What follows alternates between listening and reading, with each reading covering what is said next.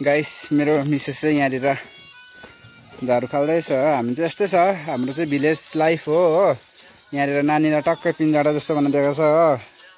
यहाँ चाहिँ मेरो वाइफ हो। अब म चाहिँ जाँदैछु टमाटर बारी टमाटर टिप्नु। तपाईँहरूलाई म देखाउने छु ल। यो ओह्रालो उटुङटुङ जानुपर्छ, तल छ गाइस। हामी चाहिँ यस्तो अप्ठ्यारो बाटो छ हेर्नुहोस् है गाइस। बारीमा जाने पनि यस्तो अप्ठ्यारो छ यो यस्तो आयो होइन। अन्त यहाँबाट चाहिँ यो चाहिँ म टमाटर टिप्नु गएको, टमाटर चाहिँ पुरा लडिरहेको छ हो। यता चाहिँ खुर्सानीहरू छ परसम्म, अघि सिटा लगाइसकेको पनि हो। यहाँनिर खुर्सानीहरू हेर्नुहोस् न फुल्नु थाल्यो गाइस।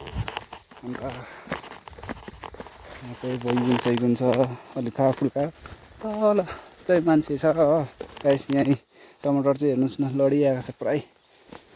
बेसी त त्यस्तो फलेको पनि होइन कि गाइस, तर पनि लडिरहेको छ हेर्नुहोस् न पुरा।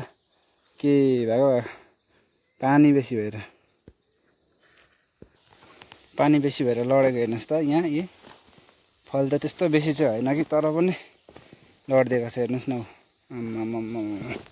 यहाँ हेर्नुहोस् त लडेको गाइस टमाटर।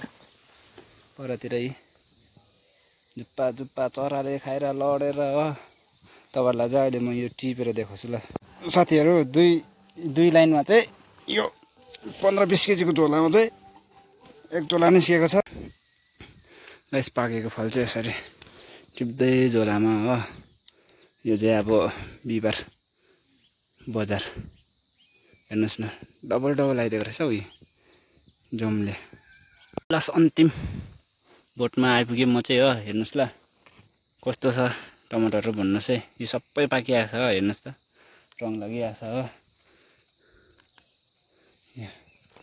कस्तो रहेछ टमाटरहरू।